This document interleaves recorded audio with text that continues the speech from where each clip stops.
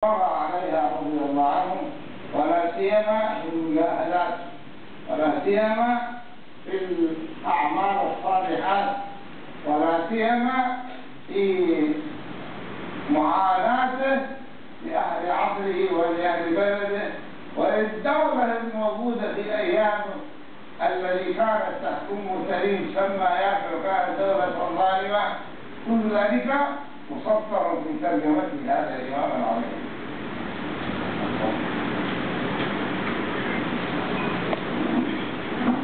Kemudian beliau mengatakan bahwa kehadiran kita di tempat ini merupakan tanda rasa cinta kita kepada orang yang saleh, terutama Al-Habib Abdullah bin Al-Hajjaj, maka dan akan menjadikan rasa cinta kita kepada beliau sebuah rabithah batiniyah atau ruhiyah dengan beliau, hubungan batin antara diri kita dengan orang yang kita cintai, terutama Al-Habib Abdullah bin Al-Hajjaj.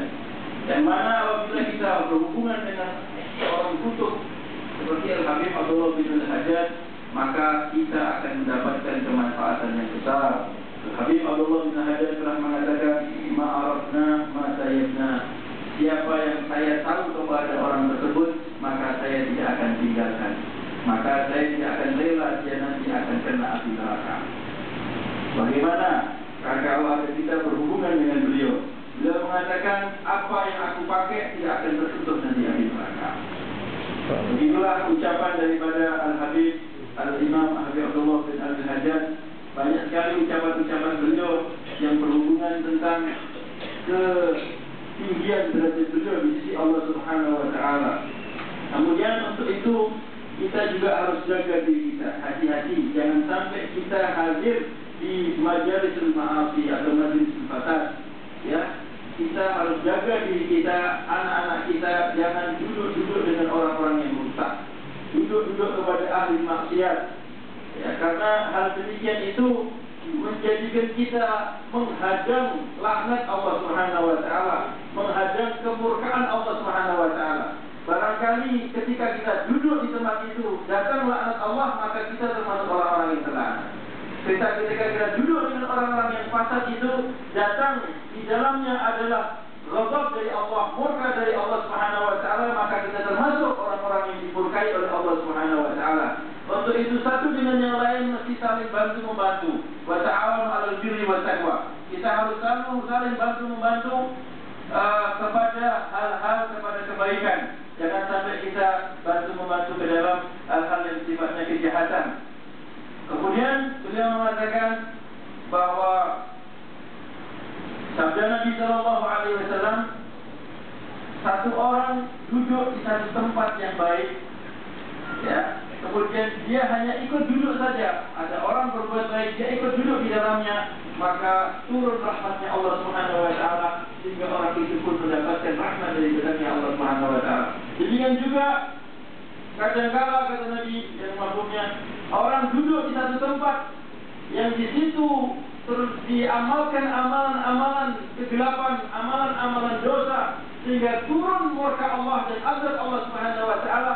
Orang yang berada di sekitarnya pun ikut azab oleh Allah Subhanahu wa Ta'ala karena digolongkan daripada bersama mereka, karena berdekatan dengan orang tersebut. Maka untuk itu jaga hati diri kita, jangan sampai kita dekat dengan orang-orang yang jahat. Ya, karena kita nanti disebutkan ada orang datang ke satu tempat dan di situ terjadi pembunuhan. Ada datang pada satu tempat terjadi pembunuhan dan orang itu duduk di situ. Maka datang murkanya Allah Subhanahu wa Ta'ala dan dianggap dia termasuk orang-orang yang membunuh bagian daripada itu semua dan mendapatkan murka dari Allah Subhanahu wa Ta'ala. Maka untuk itu hati-hati, jangan sampai kita duduk bersama orang-orang yang merusak. Kemudian dia mengatakan, saya akan berbicara tentang sabar dan berhubungan dengan Al-Habib Imam bin Abdullah bin Al-Hajjaj. Dia mengatakan bahwa sabar itu habsun nafsi 'anil makari.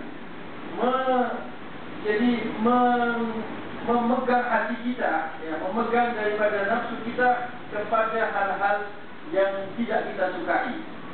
Jadi kita lawan diri kita, bagaimana kita tetap tegak di dalam menghadapi hal-hal yang kita tidak suka. Seperti kita susah untuk bisa menjauhi kepada hal-hal maksiat.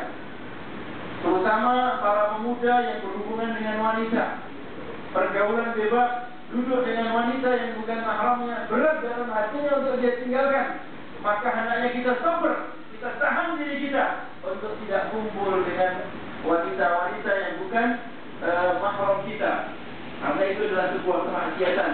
Demikian juga kita sabar dalam qiyamul lail. Diri kita berat untuk menjalankan qiyamul lail, maka kita paksa diri kita kepada yang berat tadi untuk menjalankan dari qiyamul lail.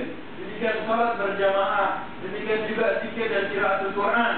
Maka kita tahan diri kita untuk menjalankan hal-hal yang berat tersebut. Itulah termasuk daripada kesabaran.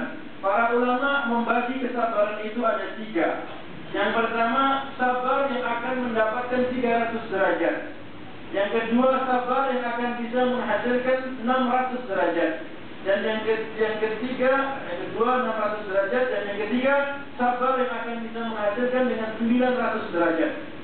Sabar yang menghasilkan 300 derajat adalah sabar ala ta'ah. Kita sabar untuk menjalankan ta'ah, menjalankan puasa, menjalankan ibadah dan sebagainya, karena ini sabar yang paling mudah, sehingga hanya mendapatkan 300 derajat. Kemudian yang kedua, derajat yang lebih tinggi daripada itu, yaitu 600, sabar ala tarkil maksiyah. Sabar untuk menahan diri kita supaya tidak terjerumus daripada kemaksiatan.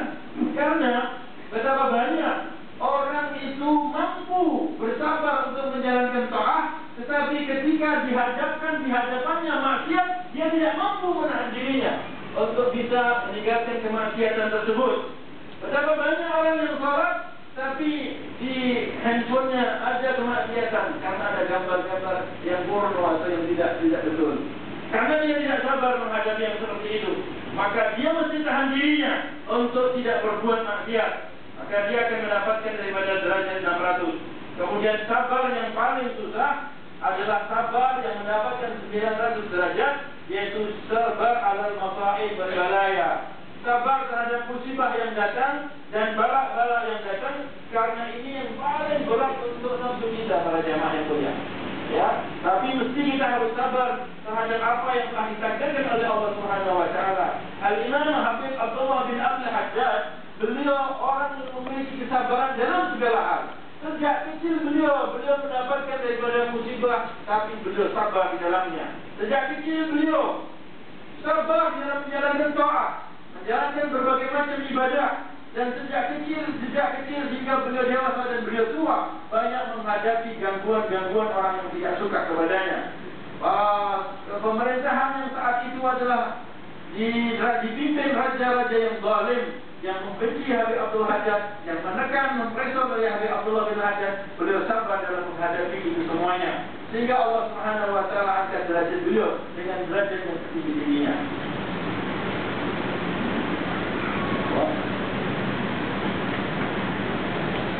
الحقيقة عبد الله بن عمرو الحداد اسمه الكامل عبد الله بن عروي بن محمد، ينتهي نسبه إلى سيدنا عروي محمد الفقيه، وهو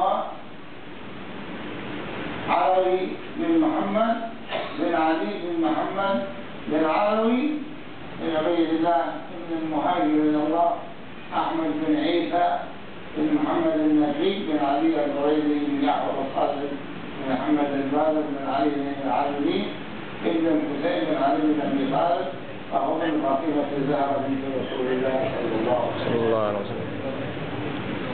كل اجداده الموجودين في اعمده نسبه علماء اولياء، كما كان الداعي نسب كان عليه من سلة الضحى من صبح الضحى فلكا ومن نور الصباح عمودا، ما فيه إلا سيد عن سيد حال المكارم والسلا وجودا. كان وجوده بالظاهرة الشرقية في مدينة كريم عام 1044 هجرية، في السنة التي توفي فيها سيدنا الإمام الشيخ أبي بكر بن سالم رحمه الله، الحسين ابن الشيخ أبي بكر بن سالم رحمه الله. تربى وتوفي بمدينة كريم عام